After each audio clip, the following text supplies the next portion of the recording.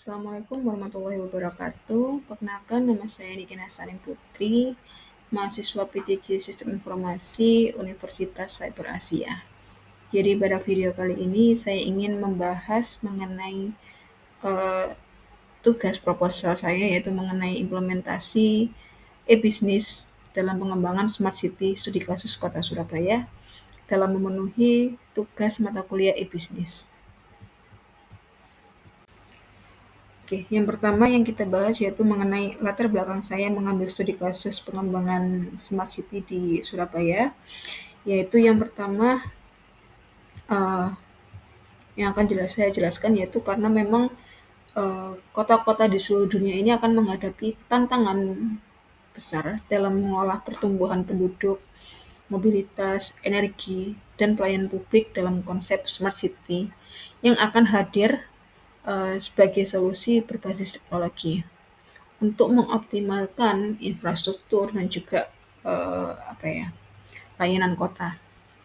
Dalam konteks ini itu artinya e-bisnis atau bisnis elektronik itu memainkan peranan strategis yang cukup kuat dalam mempercepat transformasi digital di sektor publik dan juga swasta. Nah, jadi perkembangan teknologi informasi ini telah mengubah cara pemerintah dan juga masyarakat dalam berinteraksi. Jadi konsep Smart City ini muncul sebagai solusi untuk meningkatkan kualitas hidup warga melalui integrasi teknologi dan juga dalam layanan publik. Dan Surabaya sebagai kota besar kedua di Indonesia yang akan menerapkan konsep Smart City itu tadi. Untuk metode penelitian yang saya ambil, yaitu pada penelitian kali ini itu saya akan menggunakan pendekatan kualitatif deskriptif, yaitu dengan metode studi kasus. Jadi fokus utamanya adalah pada kota Surabaya tentunya sebagai representatif pengembangan Smart City berbasis e-bisnis. Nah, apa saja metode penelitian kali ini? Yaitu yang pertama adalah mengenai sumber datanya dari data sekunder, yaitu dari data dokumen resmi pemerintahan Kota Surabaya berupa laporan tahunan ataupun dari publikasi jurnal ilmiah dan juga artikel berita dan juga website dari pemerintahan itu sendiri. Lalu yang kedua, kita akan mengambil kualitatif deskriptif dari studi literatur yang ada, yaitu dari jurnal-jurnal terkait lainnya. Lalu yang ketiga, kita akan menggunakan analisis konten digital, yaitu dengan mengevaluasi terhadap aplikasi-aplikasi digital milik pemerintah Kota Surabaya sendiri yang telah hadir dan telah diimplementasikan hingga saat ini. Jadi data dianalisis menggunakan teknik konten analisis dan kemudian untuk diverifikasi kebenaran informasinya dari berbagai sumber itu tadi.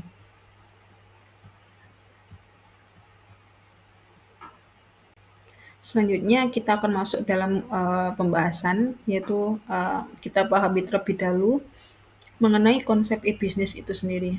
Jadi e-bisnis ini merujuk pada penggunaan teknologi internet dan digital untuk mendukung proses bisnis, termasuk pemasaran transaksi, manajemen rantai pasok, dan layanan pelanggan di sektor publik. E-bisnis ini juga dapat diterapkan dalam bentuk e-government, e-payment, e-health, dan juga layanan digital lainnya. Selain itu, di sini kita akan pahami juga mengenai konsep Smart City, di mana Smart City ini adalah konsep kota yang memanfaatkan teknologi informasi dan komunikasi untuk meningkatkan efisiensi operasional, membagikan informasi kepada publik, dan meningkatkan kualitas layanan pemerintahan serta kesejahteraan warganya. Di mana dimensi utamanya Smart City ini meliputi smart governance, ada smart economy, ada smart mobility, ada smart environment, smart living, dan juga smart people. Nah, yang kita tahu juga bahwa perlu kita tahu, Kota Surabaya ini juga telah menerapkan transformasi digital secara progresif sejak awal tahun 2010 di bawah kepemimpinan wali kota kita sebelumnya, yaitu Ibu Tri Risma hari ini. Surabaya ini mulai membangun infrastruktur teknologi informasinya yang kuat, termasuk dalam kategori data center, jaringan fiber optik internal kota, dan juga sistem CCTV yang terpadu. Dan ini akan menjadi pondasi kuat yang kokoh dalam pengembangan layanan e-bisnis yang mendukung konsep smart city itu tadi. Jadi, transformasi digital ini mencakup digitalisasi pelayanan publik dan juga tata kelola pemerintahan melalui berbagai platform berbasis web dan juga mobile apps. Dan sistem e-government Surabaya ini tidak hanya berfungsi untuk pelayanan administrasi internal saja, tetapi juga terhubung dengan masyarakat melalui portal dan juga aplikasi digital lainnya. Sehingga, dengan adanya ini, itu akan menciptakan keterbukaan dan juga efisiensi.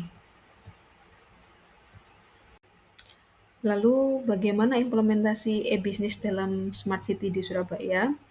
Untuk implementasinya sendiri seperti yang sudah saya pelajari dan juga saya research melalui beberapa jurnal dan juga dari pemberitaan yang ada di media, bahwa Surabaya ini telah menjalankan layanan publik digital.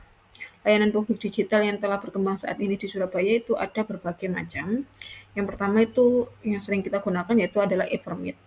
Jadi Pemkot Surabaya ini sangat mempermudah proses perizinan usaha melalui sistem Surabaya Single Window dan pelaku usahanya khususnya UMKM dapat mengurus nomor induk berusaha atau NIB. Jadi e-permit ini adalah aplikasi untuk warga Surabaya yang ingin mengurus nomor induk berusaha atau NIB, SIUP, dan juga izin lainnya secara daring. Ini juga sangat memfasilitasi masyarakat dalam pertumbuhan ekonomi lokal melalui ekosistem e-bisnis yang lebih ramah dan juga cepat.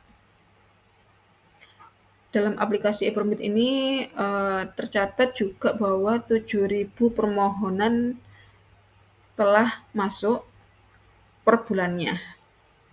Dengan waktu proses menurun dari 7 hari kerja menjadi 1 hingga 2 hari kerja. Lalu yang selanjutnya dalam layanan publik itu ada e-health. Jadi e-health ini adalah salah satu sistem pendaftaran pasien online yang diselenggarakan oleh Dinas Kesehatan Kota Surabaya untuk memudahkan warga dalam mengakses layanan kesehatan. Jadi sistem ini sangat memungkinkan pendaftaran online ke berbagai fasilitas kesehatan seperti puskesmas, rumah sakit milik Pemkot Surabaya, sehingga ini sangat mengurangi waktu antrian dan juga mempermudah proses pendaftarannya sendiri. Lalu yang terakhir itu adalah sistem e-procurement atau e-budgeting, dan Surabaya telah mengadopsi sistem e-procurement untuk memastikan proses pengadaan barang dan jasa dilakukan secara transparan, akuntabel, dan bebas dari praktik korupsi. Jadi melalui platform e-procurement ini diharapkan kepercayaan masyarakat ini terhadap pemerintahan di Surabaya ini sangat tinggi ya. Sistem ini juga memungkinkan bahwa analisis anggaran ini dilakukan secara cepat dan juga akurat, sekaligus meminimalisir kesalahan administrasi. Lalu dalam inovasi transportasi, jadi di Surabaya itu kita ada yang namanya bus, di mana bus ini adalah transportasi umum yang disediakan oleh pemerintah Surabaya, dan transportasi umum ini telah meluncurkan yang aplikasi bernama aplikasi GoBis, yaitu aplikasi sistem transformasi publik yang awalnya pembayaran bus ini yang dilakukan secara manual dengan pembayaran melalui sampah plastik, kini pembayarannya berubah non-tunai melalui QRIS. Dan aplikasi GoBis ini sebenarnya menunjukkan bagaimana e-bisnis ini sangat mendukung layanan mobilitas yang cerdas, di mana aplikasi GoBis ini kita bisa memantau nih posisi bis itu ada di mana dan juga lokasi bis yang terdekat itu ada di mana, kita bisa mengetahui dengan secara cepat. Jadi teknologi ini tidak hanya meningkatkan kenyamanan, tapi juga masalah efisiensi waktu dan juga penggunaan energi. Lalu yang terakhir, implementasi e-bisnis dalam partisipasi masyarakatnya sendiri, di mana yang kita tahu bahwa Surabaya ini juga telah menyediakan media center atau comment center untuk menampung partisipasi masyarakat baik dalam bentuk keluhan, pengaduan informasi, saran, dan juga proses pembangunan kota yang dilaksanakan oleh pemerintah kota Surabaya itu sendiri secara satu pintu melalui Dinas Komunikasi. Jadi Surabaya ini juga telah mengembangkan Komen 112 sebagai pusat kendali darurat dan informasi publik yang berbasis data. Dan ini juga menjadi contoh nyata bagaimana e-bisnis ini memungkinkan koordinasi yang cepat antara instansi, pelayanan masyarakat, dan juga platform lainnya. Selain itu juga yang dikembangkan oleh pemerintah pusat itu dan digunakan oleh pemerintah Surabaya itu adalah aplikasi lapor. Jadi aplikasi lapor ini adalah aplikasi yang digunakan untuk menampung pengaduan yang masuk dari masyarakat kepada pemerintah kota Surabaya sendiri itu. Selanjutnya yang akan kita bahas yaitu mengenai dampak dan juga tantangan implementasi e-bisnis di Surabaya. Studi menunjukkan bahwa digitalisasi layanan kota di Surabaya itu sangat berdampak positif terhadap indikator keberlanjutan, termasuk pengurangan sampah dan juga peningkatan kepuasan masyarakat. Selain itu, integritas teknologi dalam layanan publik telah meningkatkan efisiensi operasional dan transparansi pemerintah. Nah, bagaimana dengan tantangannya? Yang jelas tantangan dari berkembangnya smart city di Surabaya ini yaitu mengenai kesenjangan digital. Karena memang yang kita tahu tidak semua warga itu memiliki akses ataupun literasi digital yang memadai. Lalu yang kedua, keamanan data. Jadi dengan berkembangnya media sosial dan juga berkembangnya sistem informasi yang lebih pesat, ini tentunya perlindungan terhadap data pribadi itu menjadi isu yang sangat penting dalam layanan digital itu sendiri. Jadi perlu adanya uh, literasi digital untuk mengedukasi masyarakat bahwa perlunya menjaga data pribadi itu bagaimana caranya. Lalu yang ketiga tantangannya adalah koordinasi antar lembaga. Jadi diperlukan sinergi yang cukup ya untuk berbagai instansi pemerintah di sektor publik maupun di sektor swasta.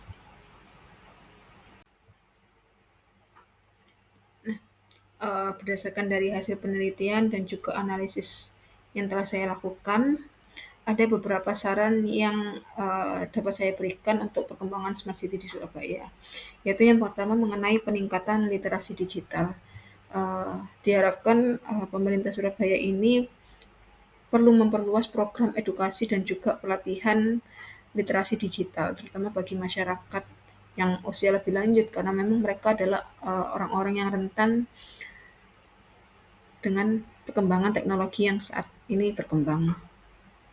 Lalu juga ke pelajar, ke pelaku UMKM, dan juga masyarakat lainnya, agar pemanfaatan teknologi ini dapat dimaksimalkan penggunaannya. Lalu yang kedua, yaitu mengenai penguatan infrastruktur digital dengan perluasan jaringan internet dan juga peningkatan kualitas konektivitas di wilayah pinggiran kota. Ini akan menjadi prioritas agar transformasi digital itu merata dan juga inklusif. Lalu yang ketiga, masalah keamanan dan juga perlindungan data. Pemkot ini juga harus menerapkan standar keamanan cyber yang tinggi ya untuk menyusun regulasi yang nantinya akan menjadi perlindungan data pribadi warga guna menjaga kepercayaan publik terhadap sistem digital yang saat ini berkembang. Lalu yang terakhir itu adalah pemantauan dan juga evaluasi berkala. Hal ini dibutuhkan sebagai sistem monitoring dan juga evaluasi untuk menilai efektivitas layanan e-bisnis ini sendiri. Dan juga mekanismenya menjadi umpan balik atau feedback yang positif ketika kita bisa menggunakan saran dan juga perbaikan dari masyarakat yang ada. Lalu yang terakhir ini masalah penguatan kolaborasi multisektor. Kolaborasi antar pemerintah, sektor teknologi, universitas, dan juga komunikasi lokal harus tetap diperluas dan dalam menciptakan inovasi layanan berbasis kebutuhan nyata untuk masyarakat. Jadi kesimpulan akhir yang bisa saya sampaikan yaitu bahwa dalam pengembangan integrasi e-bisnis ini, itu sebenarnya telah membuka peluang besar untuk transformasi layanan publik dan juga pemberdayaan ekonomi yang digital. Dan dengan adanya transformasi digital ini diperlukan strategi yang menyeluruh termasuk dengan dukungan kebijakan, pembangunan infrastruktur digital yang lebih baik, dan juga peningkatan literasi masyarakat untuk memastikan keberhasilan implementasinya. Implementasi e-bisnis ini dalam pengembangan Smart City di Surabaya juga telah menunjukkan hasil yang sangat positif untuk meningkatkan efisiensi layanan publik dan juga partisipasi masyarakat. Meskipun masih ada tantangan ya, kita upayakan untuk kolaborasi antara pemerintah dan juga sektor swasta dan masyarakat untuk memperkuat transformasi digital di Kota Surabaya ini sendiri. Oke, sekian presentasi dari saya. Mohon maaf apabila ada salah kata dalam penyampaiannya. Wassalamualaikum warahmatullahi wabarakatuh.